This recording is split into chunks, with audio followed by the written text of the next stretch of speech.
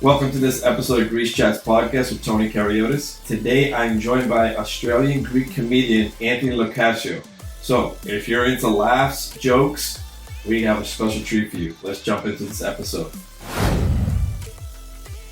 What's up, man? How you doing? I'm doing good, brother. How are you? I'm good. Happy to have you on. I know we've been trying to do this for a while, and here we go. We finally got you on the show. All good things, my friend. All good things. Thank you. Thank you for having me on. For sure. I'm excited about this. Lot to talk about. We got you on the other side of the planet, and this is going to be fun. It was early morning for you and sunset for me, so complete opposites. Let's have some fun doing this. It's perfect. It's just two buzzcut Tonys from across the pond just having a chat about their life-changing years. That's all this is. Yes, let's do it. Anyways, introduce yourself to my audience. Take the floor. Okay, so hello, Tony Kariotis' audience. My name is Anthony Locascio. I'm a stand-up comedian from Australia. My heritage, ethnicity-wise, is Greek and Italian. I have, I'm born in Australia. My parents are born in Australia, but my grandparents all immigrated in the 50s and 60s. I have been a stand-up comedian for almost 9 years now. I just finished my first, well, not just finished. In February, I finished my first world tour. That was a lot of fun. And I am gearing up for my new tour now. I've got a few other projects in the pipeline, which we may reveal on the podcast later, but we may not, because some of them is a secret. But yeah. All right. I'll do my best to get them out of you then. Yes. We'll see if you have that whole 60 minutes piercing, like oh, fine, I'll let it out. And yeah, that's me. In a nutshell. I don't know what else is important to say about me.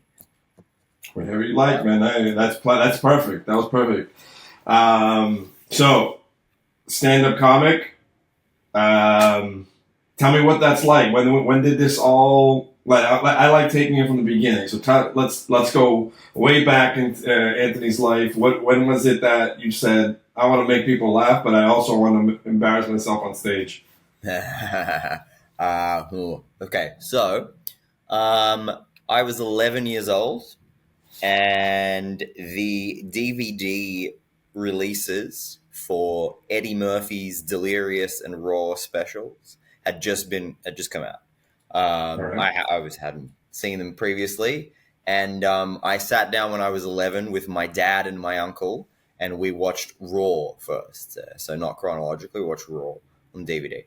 And I didn't even fully really understand most of the content, but I did see this young, ridiculously dressed ball of charisma that I knew from Daddy Daycare and Dr. Dolittle and all of those movies, just being hilarious and rude and outlandish and so impactful. And I'm watching my dad and my uncle, these two otherwise quite stoic, quite emotionally repressed men, just like crying from laughter.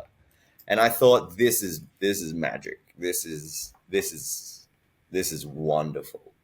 And I guess the seed was planted then. By the way, if anybody is interested, the Netflix documentary about Eddie Murphy that was recently released is fantastic. Go and check that out. That rules. Anyway, I then kind of dallianced with a bunch of different Australian comedians and some international comedians that I really liked. Russell Peters became the first he had the first viral YouTube comedy special in like 2006. So I really, really loved that. And yeah, just kind of loved it. But like I said, my parents are first generation Australians, so they're kind of work your way with your bootstraps kind of people, and they worked very hard to send me to a good school for smart kids, which means lawyer, doctor, engineer. That's what you got to do. So I finished school and I started a law degree, and I made it to almost 4 out of 5 years of that law degree. When you'll never guess, I was seriously punished for running a paper sharing enterprise among my cohort, and basically never doing any of my own work, and basically taking advantage of a bunch of my cohort members who had no idea that I wasn't just taking their papers to. I mean, it was me and another guy. So anyway, I got kicked out of my law degree 4 into the 5 years. I'm still paying for those subjects for the law degree that I never got. They allowed me to kind of crash land into an accounting degree. I finished my accounting degree, and then I went to work in the insolvency industry, which I believe is just called bankruptcy in the United States. So it's when companies and individuals They use insolvency when they want to make the company look good. They use that right. word. Okay. Right. Okay. And they use bankruptcy if they're trying to embarrass the company. Okay. Okay. See, legally in Australia, companies can't go bankrupt. Only individuals can go bankrupt. Companies go insolvent. They go into liquidation or voluntary administration. Yada yada yada. I worked in that industry for 4 years, and I feel like every part of my soul was being just torn like a pile of tissues every single day, and I developed a pretty heavy alcoholism and a pretty bad weed addiction, and I was just like flailing, man. My whole life's trajectory that I thought I had mapped out for myself was gone, and eventually I ran out of excuses to not try the thing that I always wanted to do with my life. And I thought to myself, well, I'm getting old. I don't want it to be too late. I'm getting old. Mind you, I was 24 when I said I was getting old, which I now recognize as very, very not old.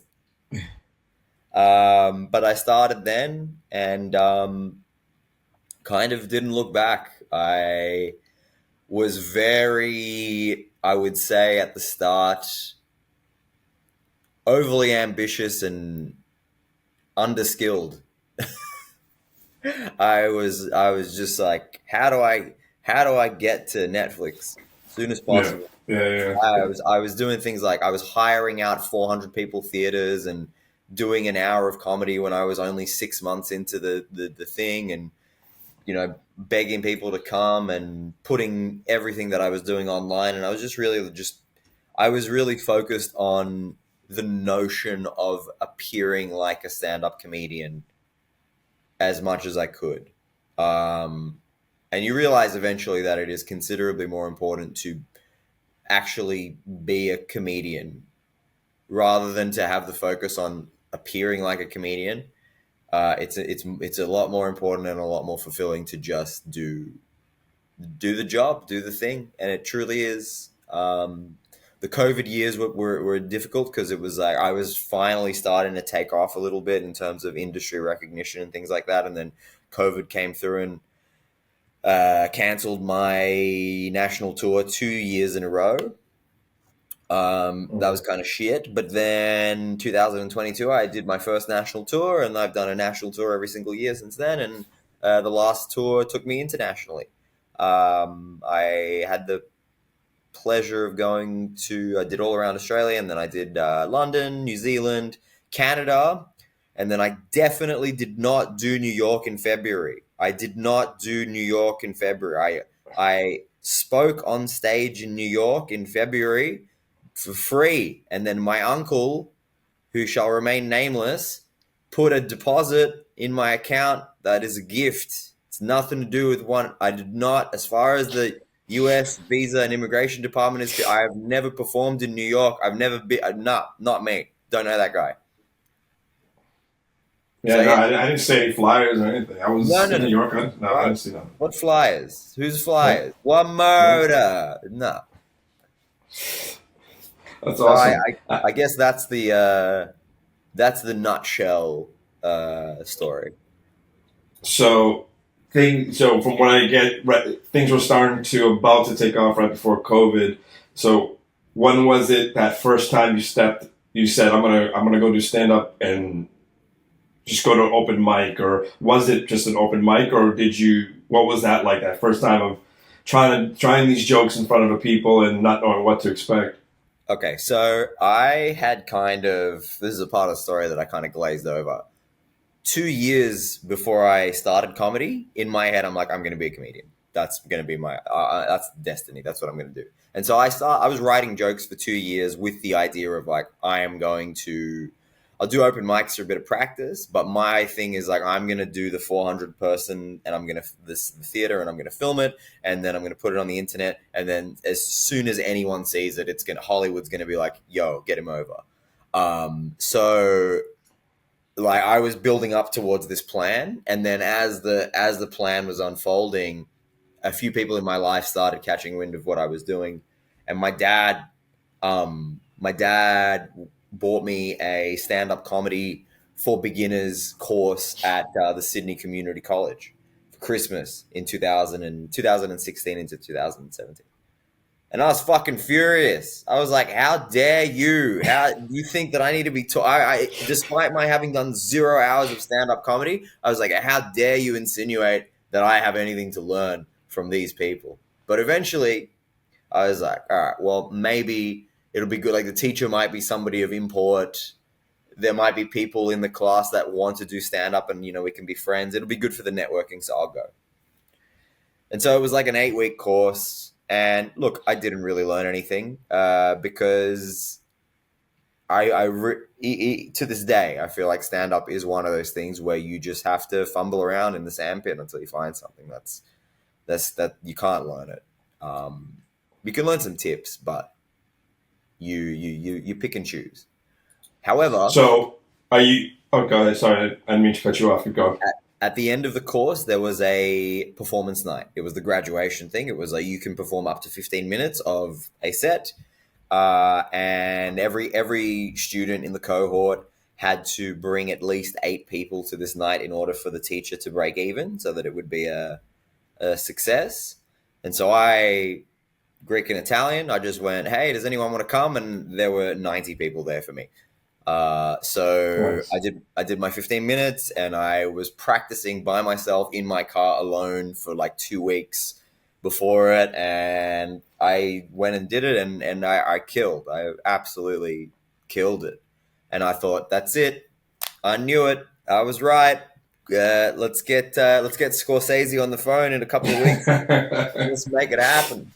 And then with my 2 friends that I made in the class, I started looking up all the open mics in Sydney, and I started doing open mics. And the very second time that I did comedy ever at an open mic was a fucking disaster. It was horrible. I bombed so badly, and then I bombed again and again and again. And I'm like, why? Why is it not like when I had 90 of my family and friends in the audience? And you learn that it's the comedy cliche, but that's how you learn. You learn from throwing darts at the board and missing. Well, of course, that's with everything in life. Yes, exactly. You gotta go in. You gotta, if it means embarrassing yourself to get to where you want to be, then no one's gonna remember. So yeah, in the moment it might feel awkward, but you'll be fine. Totally. What year was that? When you got the kit, the learn how to be a comedian kit, and then when was it that you got on stage and in front of the 90 friends and family? This is 2017.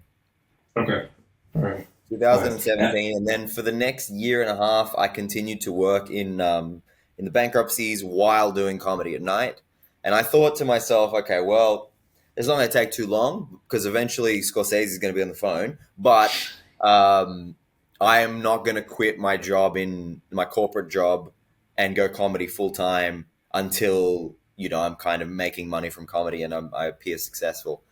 And it didn't work out. Man, a year and a half later, I realized that working in this job was making me so miserable that it was sapping me not only creatively but it's going to sound very douchey to say this, but if you're a comic and you are unmanaged, you are independent, you're as much an entrepreneur and a business owner as anyone else. You need Right. to do everything on your own. You need to have your finances sorted. You need to be booking your gigs. You need to have your social media. You need to have it all, and it needs to be all you.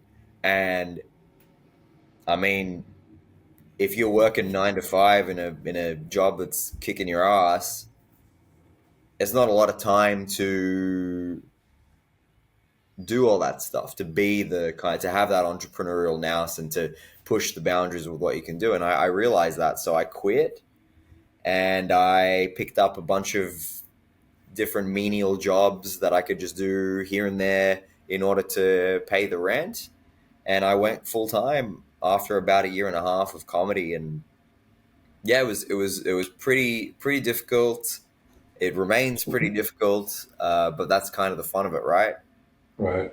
What year was it that you quit and went full time? 2018. 18. Wow. Yeah. And Now, then, I know you mentioned that like after the great first night, bunch of bombs. When was it that you finally felt at peace on stage? I'll let you know.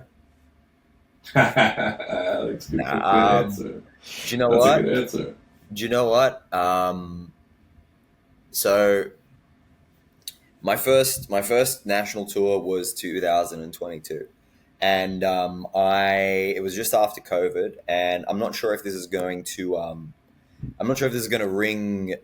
I'm not sure how much of a comedy nerd you may or may not be, but during lockdown, Bo Burnham had released Inside on Netflix, and it was basically a comedy special in his apartment, and it was brilliant. I mean, he is brilliant. It was just multimedia, technological brilliance and comedy, and I think he really got into the psyche of a lot of comedians, because that year everybody's live show had a projector screen and lights and music and different, even people that had never done that before, including yours truly. I was like, you need to have something. This is your first national tour. These people do not know you. These people are not your friends and family. They are going to come because you are going to amplify in the marketing how Greek and Italian you are. You're going to make it all about that. And when you I don't need to tell you, Tony, when you wave the Greek flag or the Italian flag, Greeks and Italians, doesn't matter what's underneath the flag. It could be a flaming pile of shit. But if you wave the Greek flag or the Italian flag, the Greeks and Italians are like, oh, let's have a look. Let's see what it is. Which is a Yeah. brilliant thing about our cultures and our diasporas. Don't get me wrong. And it works. It works in our favor. It certainly worked in my favor. 100%. But Yeah. if it is indeed a flaming pile of shit under the flag, they ain't coming back. So, Yeah. so I had this grand plan, and it was like my show had lights and music and multimedia and fucking poetry in it. I had poetry, and comedy audiences don't give a fuck about poetry. They don't want to hear. They don't want to hear poems. Yeah. And so as soon as I started this tour, I realized that you're not in your backyard anymore. I'd only been doing shows in Sydney, and it was only when I did my main solo shows, it was primarily my friends and family that were coming. Though by this stage, a big chunk of that audience, even in Sydney, were people that I didn't know. But when you go interstate, you don't know anyone. Right. And I really had this thing that all young comics have, where the second you sense that this show isn't going well, you go into absolute panic mode, and you're in fight or flight. And when you're in fight or flight, you're not present. And when you're not present, you're unable to be funny. And when you're not funny, you're not doing your job. And I really realized doing that experience that it is not important for you to have the poetry and this and that. It's not even that important for you to have the jokes and the words. These, obviously, the jokes and the words and the stories and all that is what you are building your structure out of. But if you are not at peace with yourself, if you're not centered, if you are not energetically there in the room with these people to do your job, which is to connect with them in whatever way it is, then you're fucked and you're not doing your job properly. So I really used that tour somewhat subconsciously, I would say. But then I was able to retrospectively look at it and be like, oh, that's what you were trying to do, to kind of learn how to just settle in, relax, be calm. It's okay. Just because people aren't laughing immediately, you're okay. Just settle in. You relax, they'll relax. Your job is to basically come on stage and say, "Hey, ladies and gentlemen, I'm your best friend, and we're gonna have a wonderful time together. Relax." Yeah. And then that's the thing. And learning little things like, some people enjoy things like this. Not everybody is outwardly expressive with their laughter and their enjoyment, especially considering that it's only really older people that have the expendable income and the time to come to things like comedy, at least in Australia. So you just have to understand that that doesn't mean that you're shit. That doesn't mean that you are not doing a good job, and you just got to find it. So that's when I started to try and I guess embellish that part of the performance, and then from there, I've just understood more and more how that is the most important thing. The jokes and the stories are they are extremely important, obviously, but they're secondary to that. They're secondary to energetically, on a vibration, on Right. a spiritual level, be there present in the room with these people in that way. Awesome. All right. So that kind of leads to what I want to ask you next. Let's talk a little bit about the jokes, the writing. Is it more observational? Is it Greek? Is it Italian? Or is this just general comedy? Well, it changes all the time. In my quest to get Scorsese to call me in that first year, I did do that hour, and I filmed it, and then I knew from listening to all of the Joe Rogan episodes with the comedians on it that I used to frequent, that once you put material on the internet, that's it. It's gone. You can't use it anymore, because everybody at all times knows all of your jokes, right? Because the Yeah. world revolves around you and me. Um, and so every year I would do a new hour, and I would film it, and I would put it up. So I've done 8 hours of comedy now. And so it's changed. Different years, different things. A lot of the stuff, I am very tethered to my Greek and Italian heritage, which a lot of people of my generation are not, but I certainly am.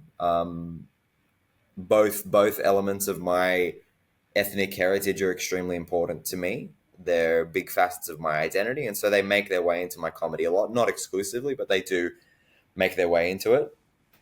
Online, you would think that I am just that, because, again, big Yeah. flag. But the minute It's you put the cultures up, it gets shared. It gets exactly, everything. Engagement. exactly. Yeah. And if you want to grow an online presence, then you have to flagpole to people that you have commonalities with, and Hmm. you would be forgiven for going on my page and thinking, oh, everything that he does is Greek and Italian. I try to not do that. What I try to do is Trojan horse the material. Yeah. So, case in point, my world tour show was called Pappou. It was based on the life of my grandfather, who's still alive, by the way. That was kind of probably important. I kept it obscure throughout the show, because I'm like, I wanted the audience to be like, "Is this guy dead?" And then no, he's alive, but That he was got going to be one of my questions because I know you wanted to bring up. I wanted to bring up the special, and then yes, when it's like it's dedicated to, that's what. Yeah, but go ahead, clear that up for everybody. yeah, no, it's dedicated to him, but he is still alive. He Okay. got he got very sick a few years ago, and that was the impetus for me Okay. to write the show, because his life is crazy. He came to Australia. He was the proto, like, the how can I put it? He was the goalkeeping prodigy of Greek football in the 50s. He was the number one. There's a team still going right now. I think they're in the second division now, called Panariakos. It's the team from kind of southern Peloponnese. and they were in the first division, and he was the number one goalkeeper for them at 16, and he Wow. had a trial with Olympiacos, and like that was his trajectory in Greece. But first of all, you're not really going to make a fruitful monetary career in Podosfero in World War II stricken Greece in the 1950s. Everyone was coming to Australia. He came to Australia, and then he became he followed the goalkeeping dream here in Australia. But Australia football is also not a very soccer. It's not a very especially in the 1960s, is not a career path. And my papa was a bit of a hothead, and so he punched a referee in the game and got banned for life, Love and it. then had to pick up the pieces of his life as an immigrant as anyone else would. And I kind of like the show is called Pappou, and it's about his life. But in that Trojan horse thing that I was talking about before, you call your show Pappou and you market it as about the life of my great grandfather, and the people come, and then you start to tell the story, but then included within that story, I find ways to talk about modern masculinity and homophobia and addiction and all of these different things which are peripherally related to my papu's story, and also how he and I have interacted and how our relationship has grown and how I've learned from him. And it really ended up becoming about the legacy of immigrants and how to honor that legacy properly. None of my grandparents, and my parents, even I'd include in that, will ever understand what it is that I do with my life. They think I'm an auctioneer, but that doesn't matter, because their sacrifices and their hard work and what they put into to traveling around the world by themselves in search of a better life for their family and their descendants have facilitated the privilege that I have in order to be able to pursue a dream like this that doesn't make sense to them. And I think it's the best way to honor them. Like I could go and become a concreter too. I could go and do whatever, but I think it's incumbent on me to reap the privilege that I have been granted by their sacrifice and try and do something different with my life and try and elevate it.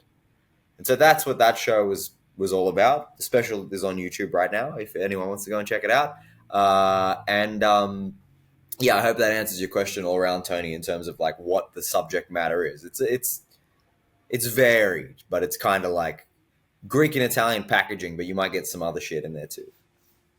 Awesome. Yeah, so guys check out Pappou. It's a ton of laughs.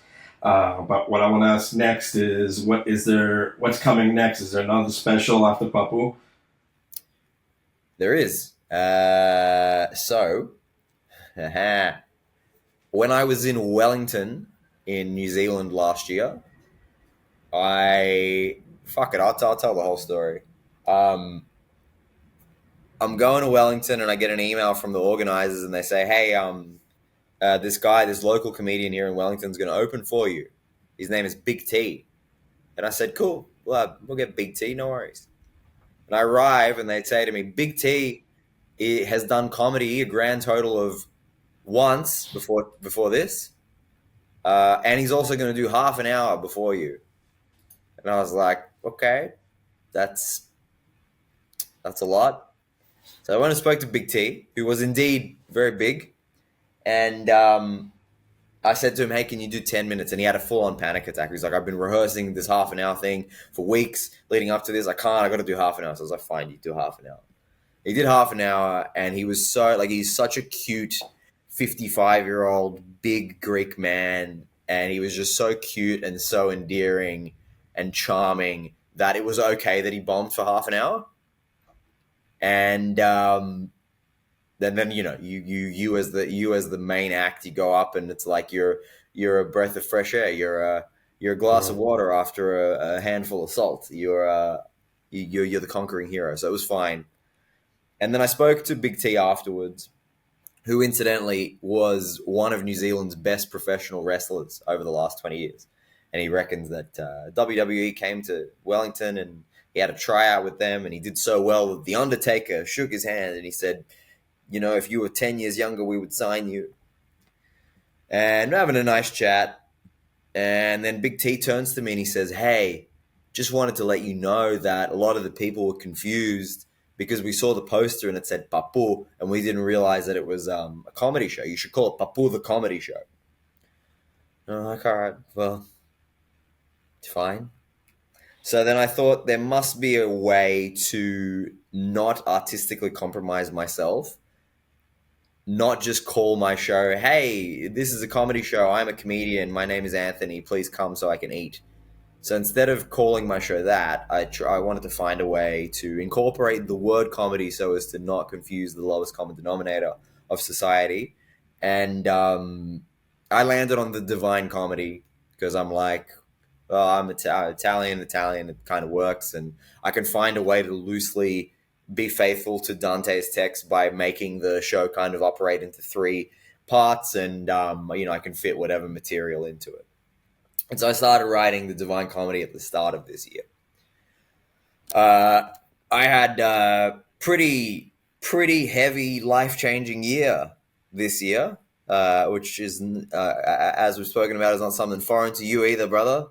And I had written the Divine Comedy, and I had scheduled to perform the trial version of it at the Sydney Fringe Festival in September.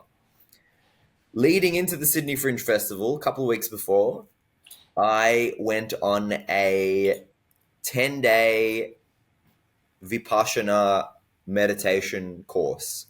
I'm not sure if you've heard of this before, but it's a course. It's a 10-day silent, quote unquote, retreat, I guess you'd call it, where you're meditating for 12 hours a day for 10 days. They take your phone. You're not allowed a pen and paper to write.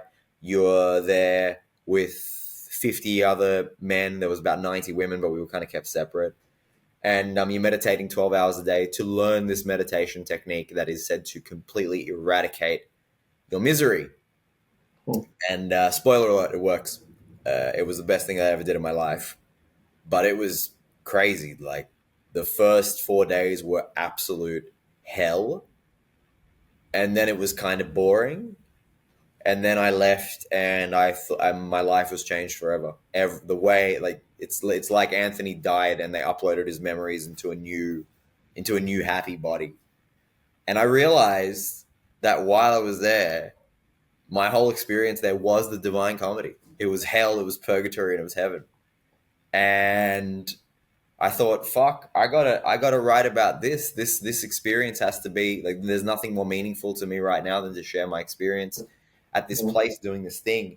And so I have completely rewritten the show. I did perform the show as it was, the old show, the old version of the Divine Comedy at the Sydney Fringe Festival, and I filmed it, and I'll be releasing a new special called something else very soon. That's just like a mishmash of material that I put together in the last 6 months. And so the next show that I start touring in February is called the Divine Comedy, but it's about how this meditation has changed my life.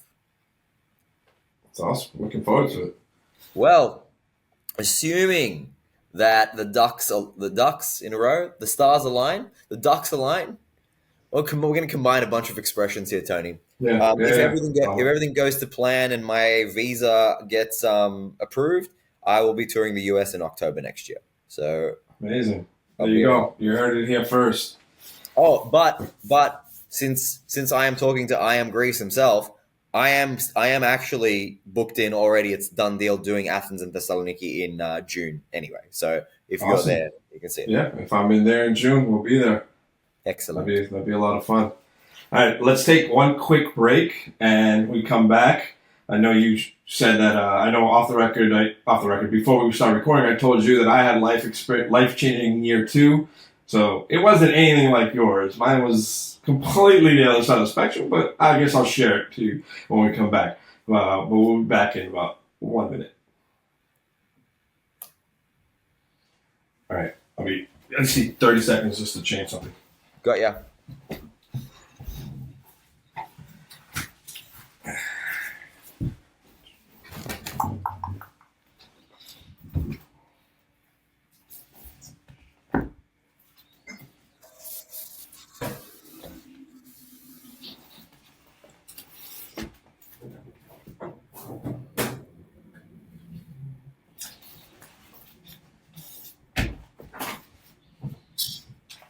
Okay, all set.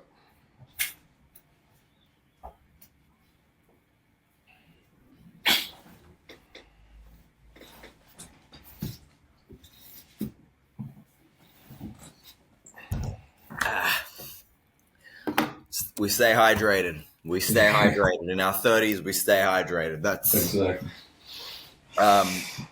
Yes. If you don't want to regale your story, No, mine's public. It was already out there. It's not that big a deal. It's okay. I also didn't. I also have not. I don't know if I should talk about my thing because, like, anyway, we'll get to it. Yeah. All right, I'm gonna jump right back into things. Let's do it.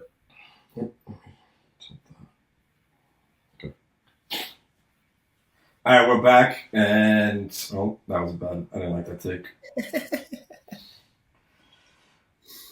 All right, we're back here with Anthony, and I'm Tony Kariotis on Greece Chat's podcast. And before the break, we were talking with Anthony, and he was sharing his life-changing year. And I told him I had a life-changing year, but it's completely a different story. Like, all I knew was I got married. Big deal, right? It was. I had it all on my social media, so it was already out there. So it wasn't anything to reveal. But yeah, that's why the past year I had a lot going on. I know we tried to record this in the past, and the 3 months before the wedding were just absolutely wild. It was a destination, so we had to put a lot of things on pause. I wanted to do this on the guy's wedding day, and he said no. Fucking. I was like, what the hell, man? That's so selfish. It is. Well, congratulations, man. Yeah, completely different. Anyways, you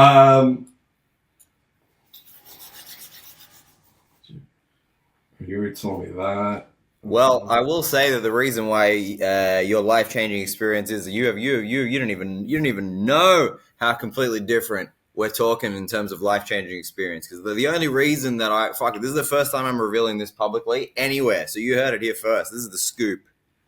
The only reason why I had the time to go to that meditation course, the 10-day meditation course, is because I was supposed to be on my honeymoon. And I was supposed to get married in August too. And my fiance canceled our wedding a couple of months before it was supposed to happen. Really? Yeah, man. Yeah. Oh, and sorry to hear that. Oh, look. Do you know what? All is well. We are working it out.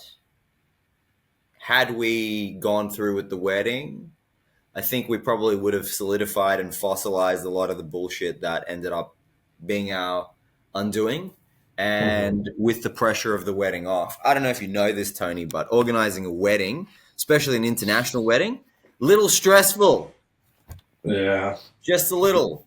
Just a little bit. Just a little bit. I thought it was going to be a breeze. I thought everything. Oh yeah. I got it taken care of. I got it taken care of when we got there. I was missing one of the documents, and I thought the priest, all right, he might get upset, but we'll figure it out. We're in the office. He's going through a list of all the documents he needs, and he goes, and how about this one? And my fiance is to my right, the mother-in-law to the left, and I'm like, Tony, where is it? I'm like, I told you guys that document doesn't exist in America. And I'm like, Father, I called you and told you this. And he turns around and he goes, Ven cá tocamos. And I'm like, it with a straight face. And I'm like, haha. And he goes, Ven tocar.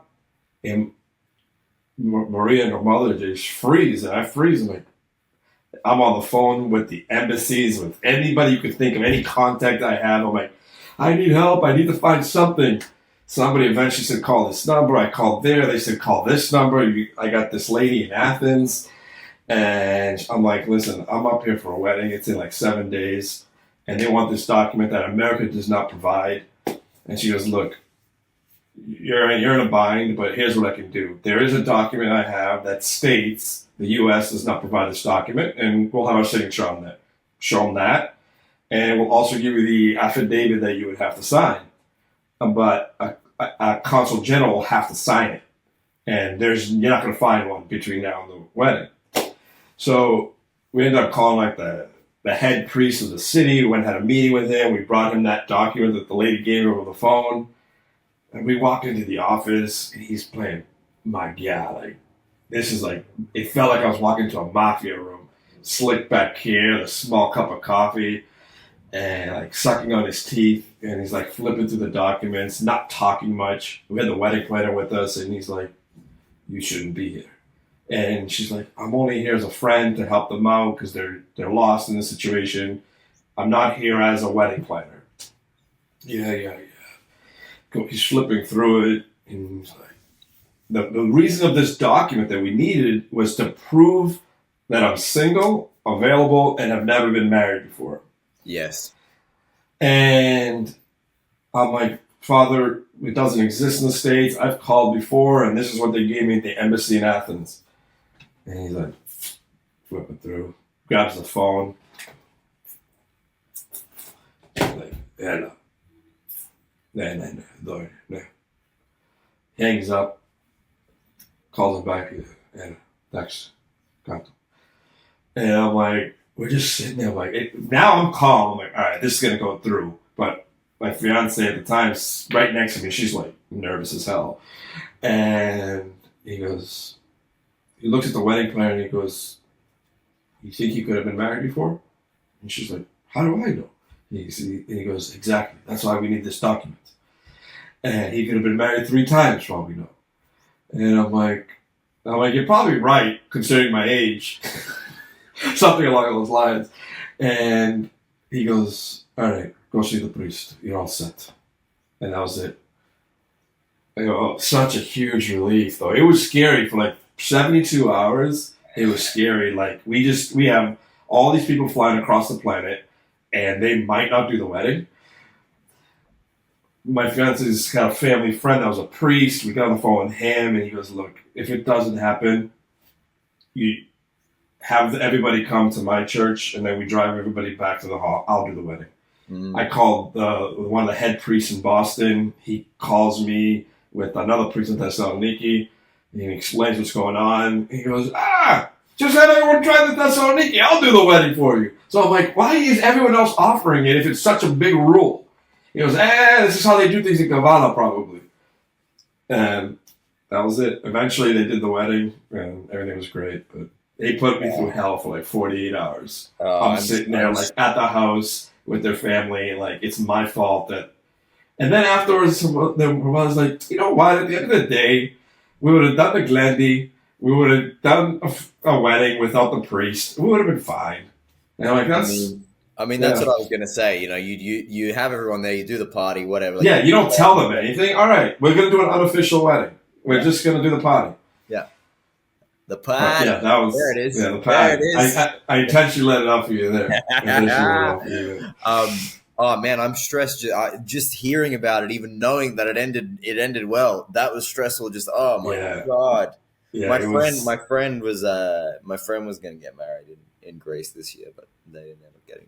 Yeah, getting married in Greece as someone from outside of Greece is hard to do a church wedding. He was struggling to get that exact document as well because we don't have it here either. Because it's like, so after the wedding, or like the night before the wedding, it might have been after, a couple days after, we went by the church or something. And I'm like, let me ask you now that we're friends. Because he was after he let it go, he became buddy, but a little too much. Even like the day before we went by, and we're like, hey, we haven't even done a walkthrough. Can you like show us around? And like I cracked a joke near the altar, and he literally just goes, pop, like gives me a slap, like and I laughed it off. I knew he was just trying to be funny. So the next day, or a couple days after the wedding, I'm like, hey, listen, now that we're friends and all, that night you told me you wouldn't do the wedding with that document. You were just going to scare us, and then later that night, you would have said, it's fine, I'll do it anyways, right? He goes, okay. And I'm like, then actually, you're not that cool. Because, like, that's not cool. That's not You should have, I'm like, you should have read the room. We got people flying in from America, from all different countries. That would not have been cool. Just letting you know that. That just straight up. That does not sound very Christian to me. I'll just exactly. Oh, what? You've flown all these people and you're trying to get because of the document? Yeah, because of a document. Come on, bro. Was he an old priest? Not that old. I'd say he was probably in his Nah, he was probably in his little high 50s, maybe cracking Okay. 60. Okay. Yeah. Not even Catholic either, so you can't chalk it down to him just like being full of too much semen that he just like his brain doesn't work properly. Crazy. Yeah. Yeah. But yeah, that's my crazy story. We did the wedding. It was a lot of fun. And got a honeymoon coming up in about a month. Awesome. Where you going? We're going to the Maldives. Yeah. Awesome. Never been. I mean, never been. I'm never going to go again after the wedding, after the honeymoon too. It's one of those once in a lifetime things. Totally.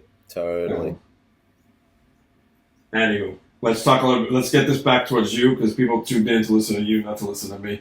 Well, I mean, yes and no, but I see. Whenever I do a podcast or an interview, I try and talk about a little bit about the guest because there's seldom, the people need. I don't know if you've done it before where you've talked about yourself, but people seldom listen and know much about the interviewer themselves. And Yeah, that's true. You're once in a while I do. Actually, the one time I did an interview where an episode where I spoke with myself, I let Anthony host that one. Orissus. Oh yeah. Yeah. That was a couple of years ago. We got together. I'm like, you know what? Let's do an episode where I'll let you be the guest host and you just ask me stuff. Yeah. Because like people listen to all this and they probably have no idea. The only stuff they know about me is the stuff they see on Instagram. Other than that, I've never gotten a chance to actually talk. I think it's really important. Like my cousin's doing a podcast at the moment. I said to her, "You should do an episode. Like I'll interview you. Whatever you should do." Yeah. No, every podcast host should do that at some point for sure. I think so too. Also, I'm out of stuff. I've got no more material left, Tony. So we're gonna have to go to you now. We're gonna have to. I'll go to the textbook questions that I have prepared. But I do want to come to Australia. That has been on my list, and I have a few friends I've been telling that I got to get out there. We got to get out there. Maria wants to come too, so maybe we'll come out there at some point. Maybe when we leave the Maldives, maybe we'll go the other way back so we come down that way. I will tell you. You can just. I mean, look. You may be particularly nature versed. That might be a thing of yours. There's a lot of amazing nature that we have in Australia. A lot of beautiful kind of things to see. But if you're here to just come to the cities, you go to Sydney, you go to Melbourne, you go home. That's it. You don't need to go to any other city. So I'm not taking that flight to Perth, bro. Yeah, I mean, you're in Boston, right? So, to get to Perth, it's probably the longest flight that you would ever do because you got to go the full length, the full width of America. Then you got to go across the Pacific. Then you got to go the full. And then you have to cross Australia. That's right. You got to go full width of us too. Now, granted, I'd rather go the other way and stop by Greece and then continue. You maybe. I don't think they fly the other way. That would be your only issue. But I think geographically, it is shorter to go the other way. There is a direct from London to get to somewhere in Australia. Because a friend of mine, he does the whole back and forth, and when he leaves Greece, he goes London and then direct. Do you know how long the flight from London to Australia is? Oh, it's brutal, and he loves it. It's 18 hours. Nope. It can't be more than that. It's 26 hours, Tony. Oh, no, with a stop, it's 26. Yeah, okay, so 18 hours in the air? Yeah, it's 18 in the air. 18 in the air. He loves it. I can't do a 6-hour flight. Like, how are you doing 18 hours? When I go to Greece, it's 24 hours. Because you can't not stop. You have to stop. Yeah, for sure. You stop Singapore, or you stop Abu Dhabi or whatever. And every time I'm going to Greece or Italy or anywhere in Europe, it's an ordeal, and I'm used to it, to the point where when I went to Canada in February, I flew Sydney to Vancouver, and it was like 14 hours, and people were like, "Oh man, how did you do that?" I'm like, "That went like that, bro. I'm used to going to Greece and having a whole day's worth of travel." So a few years ago, we finally got the direct flight. Before that, we went like 20 years where Boston didn't have it. Maybe even longer. We had it in like the 90s, then it went away, and then we got it 3 years ago. The first year I didn't use it, just because I was used to the whole stop in Germany and continue. And then my current wife, she goes, "No, none of this stuff anymore. We're going direct." I'm like, "Yeah, but I'd rather stop halfway, stretch my legs." She goes, "No. Do it once, and you're never going to say that bullshit again." So we take the flight. In like 8 hours and 15 minutes, we're there. And we get off, and I'm like, wait, So like, we're in Greece. Like, we didn't stop anywhere first. We're already here. She goes, see what I mean? She goes, and I'm like, I'm only flying direct for the rest of my life if I can. To me, that's bananas. To get on a plane in 8 hours, you're in Greece. That is bananas to me. Yeah. But and it goes by so quick. It goes by. Also, the flight home feels a little more brutal because the headwinds. You got it's like 10 hours in the air. Right. You better not use that phrasing, my current wife, around the papa, all right? Because he's going to be like, oh, current, huh? Well, you got any more in the past? You got what's going on? That's a good point. I got to get the verbiage right because I know you know what I meant. It's like currently wife at the time not, but yeah, you're right. I can't say that around a priest. You're right. Papa, he might ask for that paper one more time. He'll cancel everything, man. Yeah. That guy. I'll tell you what. They're intense, those guys. They're intense. Yeah, they are. It's either you get like the super intense priest or you get like the most modern, like, I'll go out and drink with you tonight priest. It's like, and there's no in between. We got one of those at the church in my mum's area here in Sydney. He's cool. He like quotes Kendrick Lamar in his sermons, and he came to my show. He came to the Sydney Comedy Festival version of Pappou about 1.5 years ago. And because I have a bit in the show about Greek Orthodox priests and how they're cool, and because I knew he was there, I included it. And I was like, Greek Orthodox priests are so cool that sometimes they come to your stand-up comedy show. And when I said that, the guy stood up in the middle of the crowd and just waved to everybody like I was doing a shout out. Legend. Nice. Anyways, anything else you want to get in? Otherwise, I'm just going to jump to the rapid fire that I do in every episode, and then we can wrap things up. Because we're closing in on about an hour right now. Yeah, let everybody get where I want to move to New York, man. That's the plan. That's what I'm aiming for at some point. There you go. Let's make it happen. I guess I did have that question coming up. I skipped that one by accident. The question is, where do you see yourself in 2 years? No, not in 2 years. The question is, where do you see yourself in 10 years? In 10 years, that's crazy. All right, five. That's a crazy question to ask Tony Kariotis. What are you talking about? Where do you 5 years? Where are you in 5 years? Come on, you got to know. 5 years. I hope that I am living in the United States. I hope that's what's happening. Let's get you to the U.S. I mean, not only do I love your country. I'm not just saying that like to suck ass. I really love.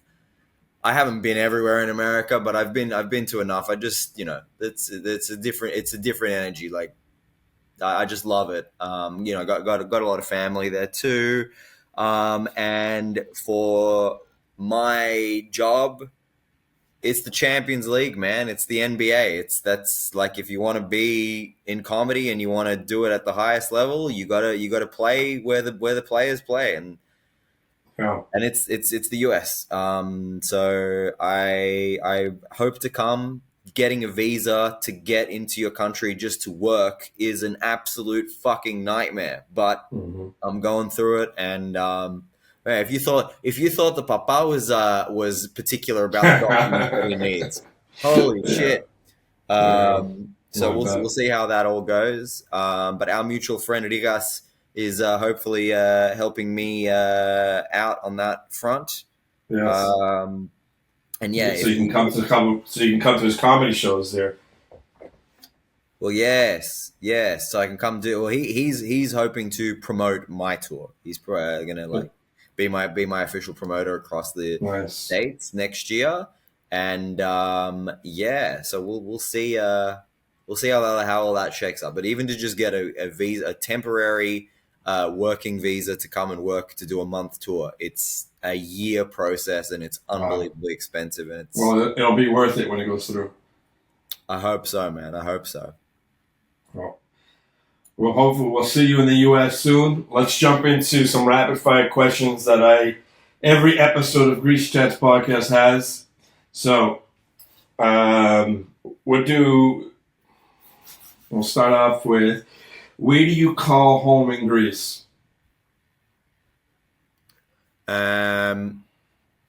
anywhere in Argolida, which is the kind of the bay of the Peloponneso that my grandparents both grew up in, which is everywhere from Nafplio to, I guess, Paraleoastro. So everything in that kind of, I don't know if you've been there, Tony, but it's like, it's just cliff faces and, beautiful beaches and just the best food. So I would say there, that would be my answer. So if somebody was gonna visit there, what's the one tip you're gonna give them? Don't fuck off. It's mine. I was waiting on an answer like that. That's what I was No, waiting. no, no, no. I would say make sure to try gogyes on the menu because I don't think they do gogyes in a lot of other places. But gogyes is basically like um, Greek gnocchi, but made out of semolina instead of made out of like potato base, and you just have it with oil and midzithra, and man, it's so good. But it's not something you would see on a menu and go, oh, I'll get that in Greece. But that is like the staple of the area, and it's really nice.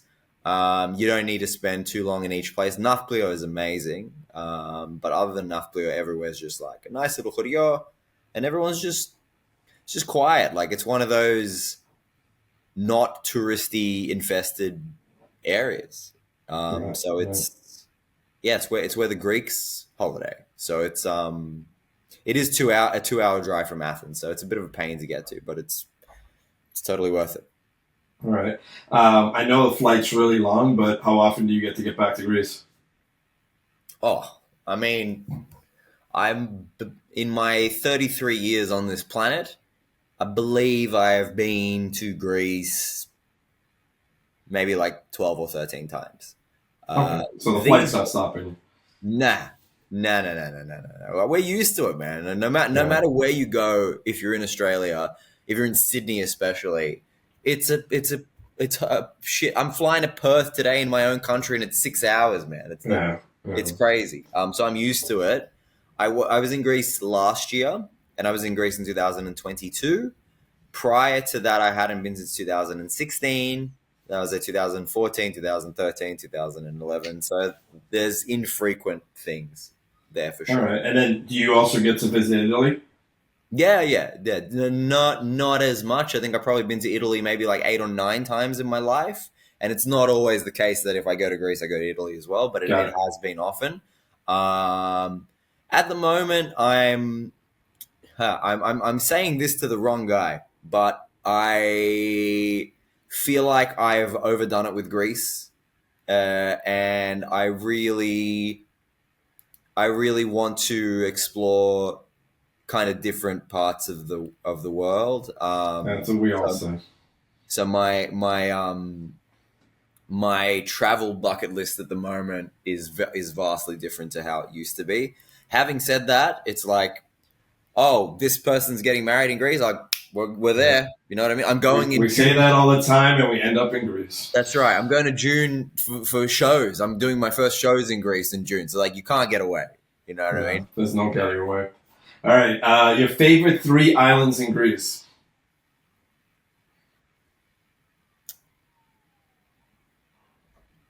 In order, can Doesn't we? have to be. Okay, just a broad one. Okay, Zakynthos Okay. for sure. Had a great time. Great time in Zakynthos. Just got a car and just drove around. It was like those islands, the big islands where you got to get a car, and you just kind of it's like a new thing every day if you plan yourself Yeah. properly. And there's a lot of really amazing things there. So Zakynthos, Kythera. Okay. Kythera, I don't know if it's like, I mean, the States is a different kind of diasporic thing, but in Sydney specifically, there are so many people that their heritage is from Kythera. Not me. I think my yaya had one of her yayas was from Kythera, so I might be like 128th. But a lot of my friends are from that island. So I've been to Kythera 3 times, and it's a similar thing where it's a big island. You got to get a car, otherwise you can't do anything. Um, and they have some of the most unique beaches I've ever seen in my life. There's a beach there called Diakofti, which is one of the only sand beaches that I remember ever experiencing in Greece. And man, the water is so clear.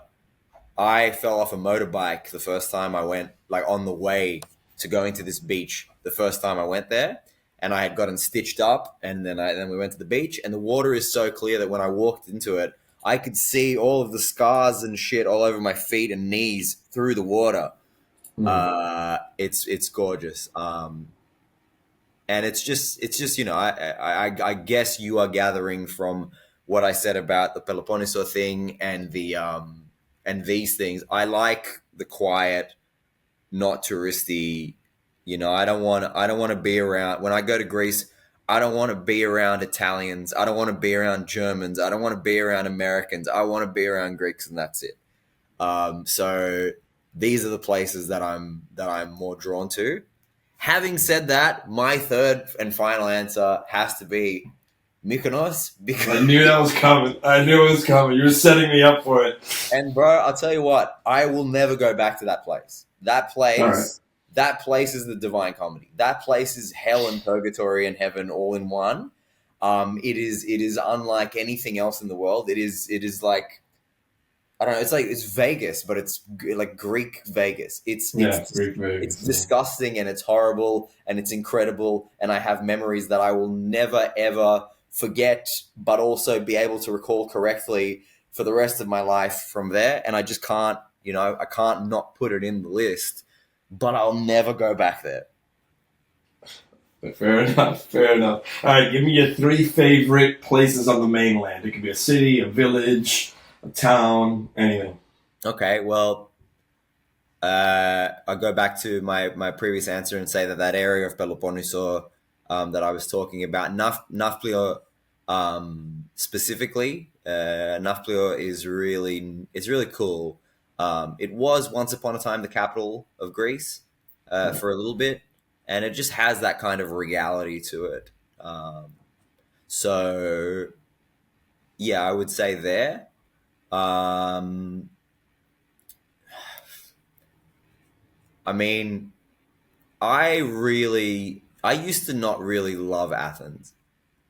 But the more time I've spent in Athens as an adult, and especially in the last few years, it's really changed. It's a Yes. And it very seems like everyone has a similar answer about Athens, where I didn't like it at first, but it's completely grown on me and I absolutely love it now. and you know what? That's a testament to what they've done. If so many people Yeah. have that answer, I think that's really cool because you know they've clearly identified the issues and they've made it a great place to be. It is getting a little Mykonosy, if I have to be honest. But that's okay. Like it's a capital city. What do you want? There's going to be Right. tourists there. That's it. I don't think I have a third answer for you, and that's because I either will have to go back to Peloponneso and just talk about any random chorior. But the reality is that I haven't been anywhere else in the mainland. I have never been to Thessaloniki. I am going to Thessaloniki for the first time in June. I'm so excited.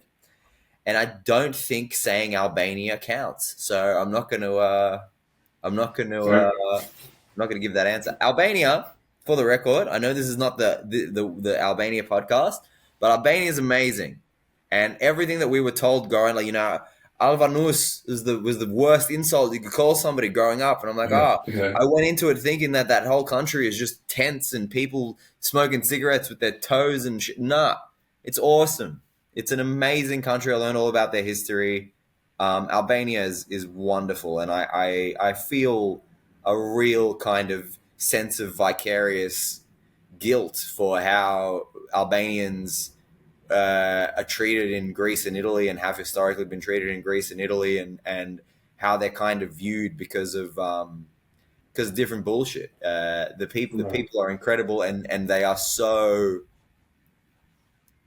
energetically similar to Greeks. You Mm-hmm. know, you go, you immerse yourself in the like their food is so similar, their attitude to life. You know how Greeks and Southern Europeans generally have a simultaneous irreverence for and lust for life. You know how they absorb life so passionately, but also we don't give a fuck. You know what I Yeah. mean? It's that. It's the same energy. And having gone to Albania and spent about a week there, I'm just like, it's so stupid that there seems to be this animosity and there's been this historical rivalry, because it's the same soul of humanity. Right. Anyway, that's my. All right. Give me what are your 3 favorite Greek dishes? I asked the fucking Australian comedian what his 3 favorite places in Greece are, and he Yes. said Albania. This fucking guy. What are my 3 favorite Greek dishes? Okay.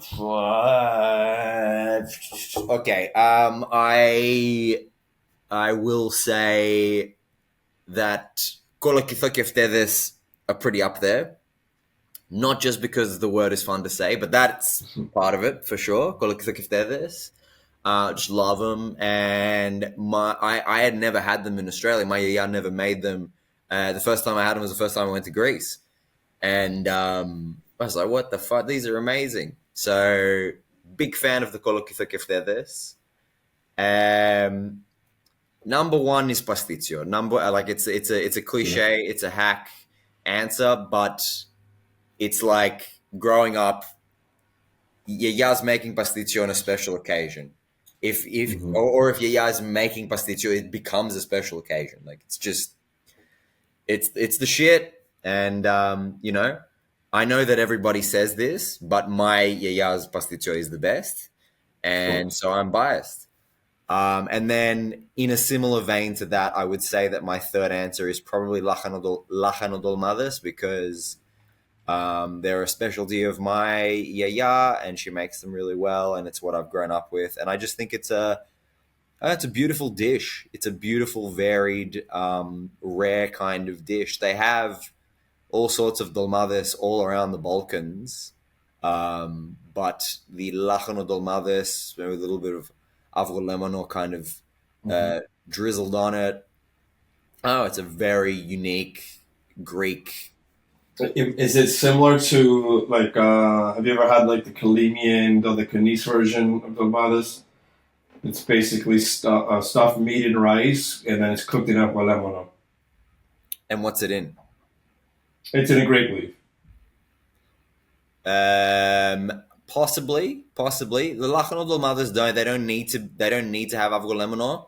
But yeah, does it? But in this recipe, they're soaking in avrolemano while being cooked. Nice. No, so the avrolemano really gets in there. Yeah, that's nice. No, the only discerning thing about this is that they are wrapped in lachano instead of the vine leaves, and they're massive. Yeah. They're much bigger than kind of your dolma classic. Correct. All right, and 3 favorite Greek desserts. Yeah, it's a hard one, because I'm like, I don't want to give the bullshit answer and say that most Greek desserts are the same thing, just in a different kind of shape. You know what I mean? Like, I know that's not the truth, but you're being given gelato burrico and you're given burrata, and it's like, all right. Having said that, gelato burrico, number 1, untouchable. Gelato burrico, number 1. Love a kataifi. The hairier and the crispier, the better with the kataifi. And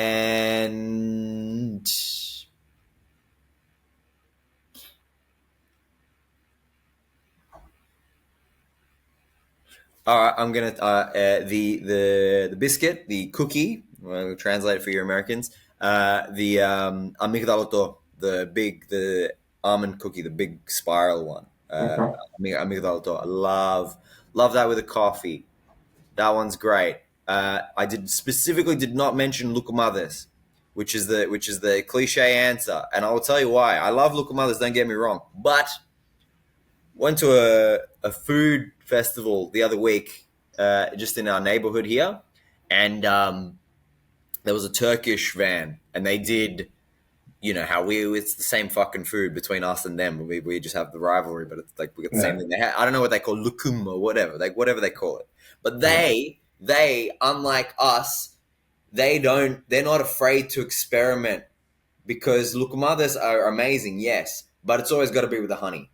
These guys, they're doing pistachio and ice cream and whatever, all different kinds of shit. It makes it so much better than just honey. Genuinely, like lukuma is a great, but it's like a base. You know what I mean? It's like you can have pancakes with just honey, sure, but what if you had pancakes with ice cream and pistachio and strawberry, whatever? You know what I mean? You can make it into so much more. So I gotta be in my bonnet with lukumadas at the moment, because we're too arrogant about it.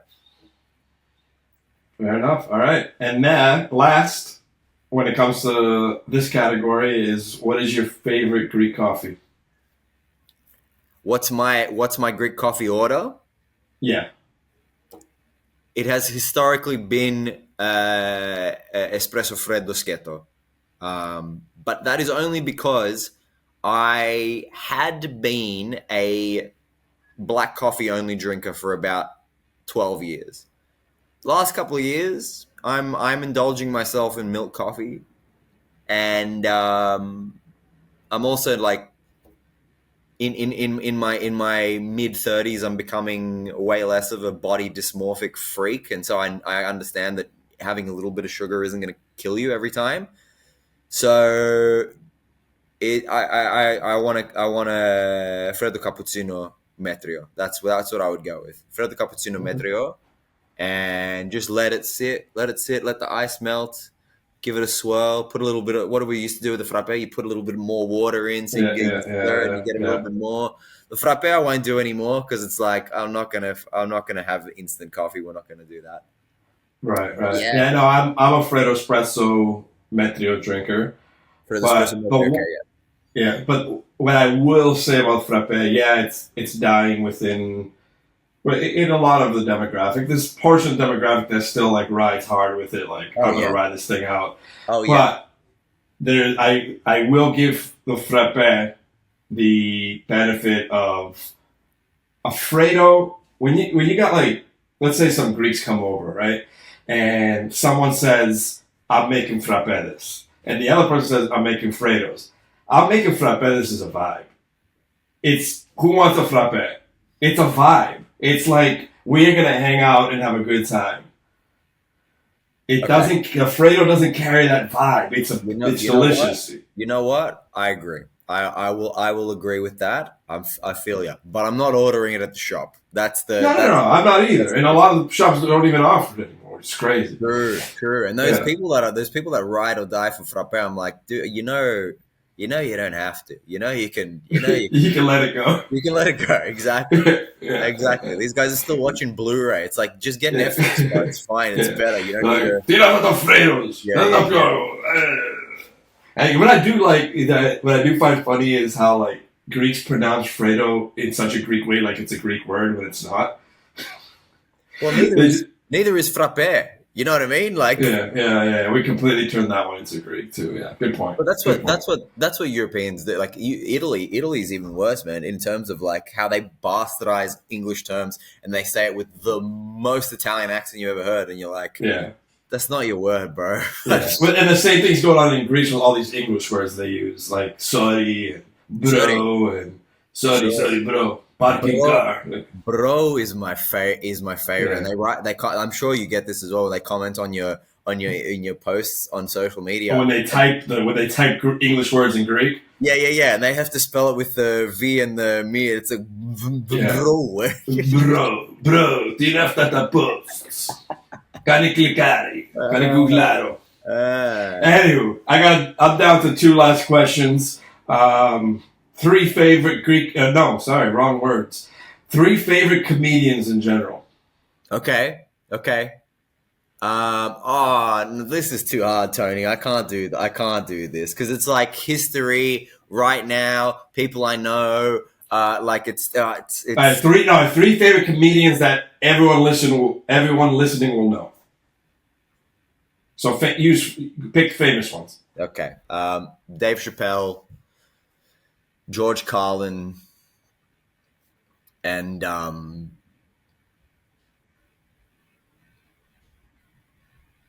Bill Burr. Which is like that would be like the answer that you would give. You know what I mean? Like that's the tough. Boston guy. The Boston guy. Yeah, speaking of the other, well, I can't mention the other Boston guy who is actually my favorite comedian because I'll get cancelled. So I got to stick with Bill Burr. All right, Bill Burr. There's another Boston guy who is amazing. Who I don't know if you know Gary Goldman, but he lives in New York, but he's a Boston guy. And he's one of my favorite all time comics, but he's not as well known as those other guys. Eddie Pepitone is another guy. He's a Brooklyn guy. He's like in his 60s, but he's incredible. I love John Mulaney, who is obviously very famous. Yeah, I mean, I could go on and on and on and on and on. Our boy Angelo Tsarouchas, who is fast becoming a good friend and mentor of mine, and just the loveliest human being. Yeah, he really is. He's been on the show a couple times. Yeah, he's a sweetheart. He's written me a letter of recommendation to come for my US visa. Like he's a beautiful man. So I love him. There's too many to name. So yes, but good question. Good question. I thought you were going to hit me with who's my 3 favorite Greek singers. If a Greek singer was coming out, who would I absolutely? All right, then let's add it to the questions. Give me your 3 favorite singers. Now I have to answer the question. I can't. I think I know who you're going to say. Who they have to be? What's the word you use? Puddle makers. They have to. I like that. I pay attention. Good. They have to have been puddle makers at some point because I think who is my favorite Greek singer of all time. I think I wouldn't go and see him anymore because from what I've heard, he's kind of lost it. But I think it's Michalis Hadziyannis. I think I would say he's one of my wife's favorites. I think overall his body of work is my favorite, but like between 2004 and 2012, he was unreal. My guy was always Adonis Remos when I was young. But that's her other favorite. He's also I think he's a bit past it. Like I probably wouldn't go and see either of those guys now if they came out. I would see Konomopoulos, I would see Argyros, I would see Kiamos, who's still kicking ass. We were flying from one island we were going from Kythera to Castelo Resort, which is where my other friends are from, and we had to do like 9 hours in Rhodes. We were just going to pop in, sleep, and then go. But that night, Adonis Remos and Anavisi were performing. And so me and my sister and 2 friends didn't even go to sleep. We just went straight. We watched Adonis Remos and Anavisi from fucking, 10 p.m. till like 4:30 in the morning. And then we got our valitzas and went to the airport. It was unreal. That's awesome. Yeah, I mean, I've only mentioned one woman here, so that's not good. I really like Anastasia. That's her name, right? The new one. Yeah, she's awesome. She's got some great songs. I also like Greek rappers. Dodikos Pithikos is my favorite. He's awesome, but then I also like the new guy. Well, he's not that new, but Negros Tumoria. He's fantastic. He's got a new album that's out. Yeah, just something about foreign rap gets me. I'm a big hip hop fan, so anything about foreign rap, I'm always like that's cool. Like to hear it in a different language, but then when it's a different language that I actually understand, I'm like, this is even better. Yeah. So yeah, that's my. I would say that's my answer.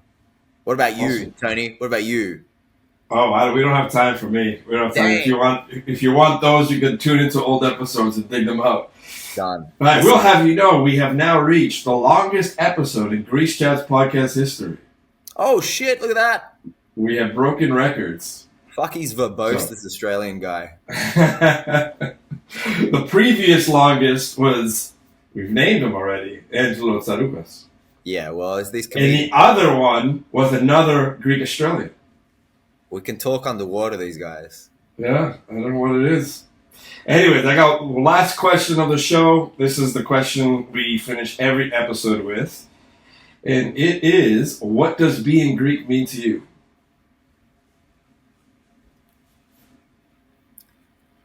Um,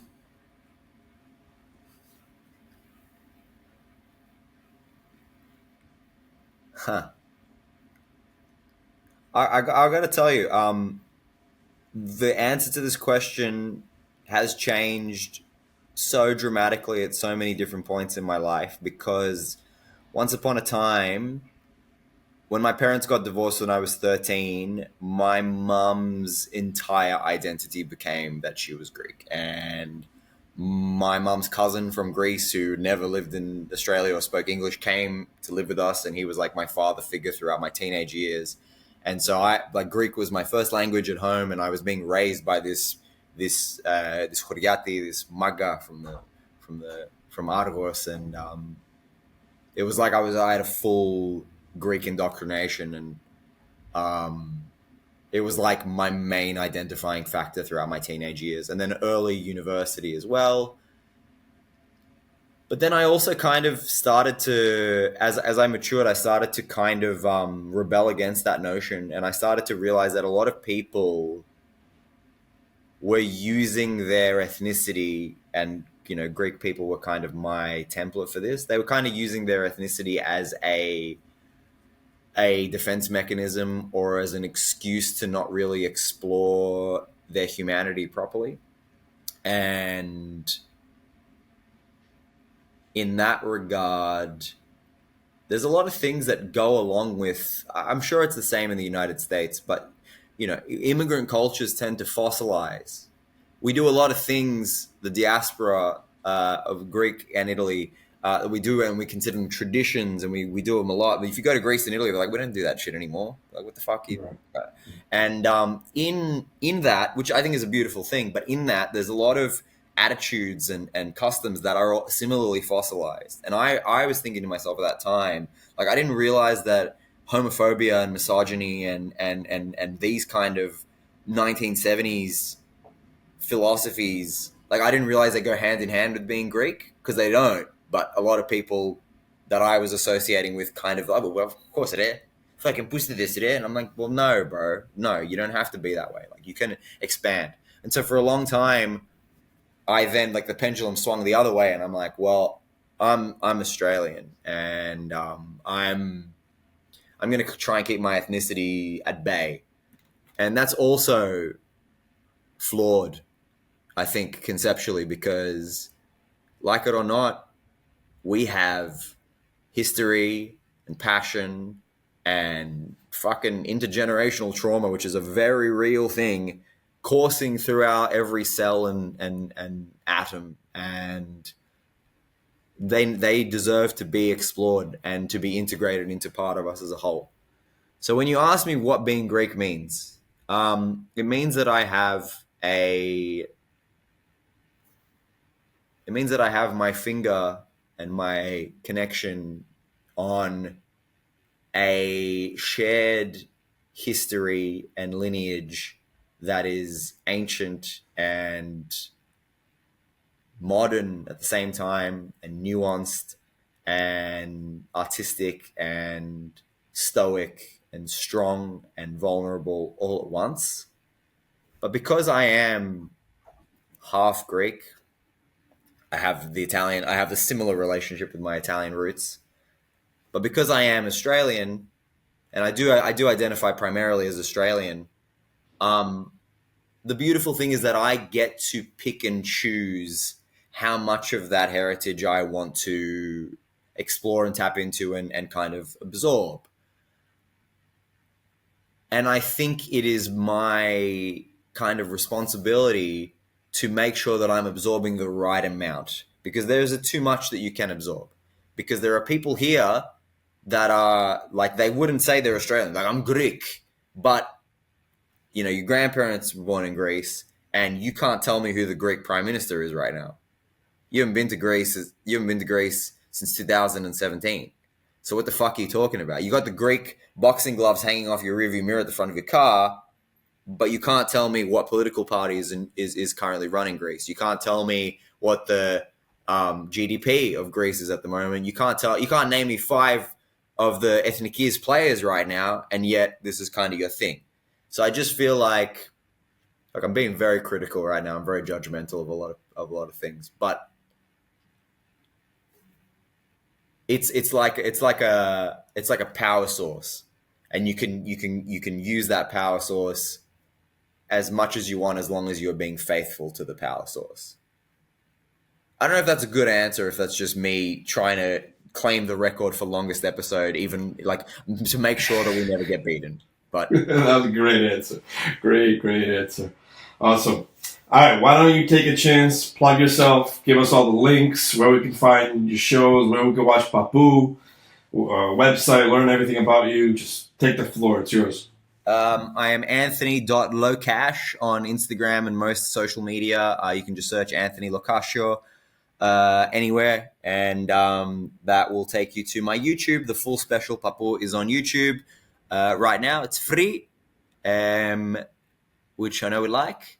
And yeah, it would mean a lot if everybody checked it out, because it's a nice thing that I did, and it's got a cool surprise at the end. I am going to be touring, hopefully the US next year in October, but I'm going to be touring in Australia next year and Greece in June. And yeah, if everything goes well, I'm also going to be releasing a book within the next year, which could be interesting. It's kind of all about this stuff, it's about diasporas. It's about the experience of being because Greeks and Italians, I know in the United States, Greeks and Italians are 100% considered white people. Although I did see a video talking about how Italians specifically became white after 9/11. It's just like whiteness is not a objective fact. It's more like a system of, or who's oppressed and who's not, and who kind of just like gets morphed into us. It's all about that and how it works in Australia is my book, and hopefully that's coming out soon. Otherwise, yeah, just watch my reels and laugh and like and share, and that would be a good help. Awesome. Well, there you guys heard it. So if you're going to be in Australia, Athens, or potentially in the US next October, check out Anthony live in person, and you're going to have a great time. Watch this material. It's definitely worth it. You'll get a lot of laughs.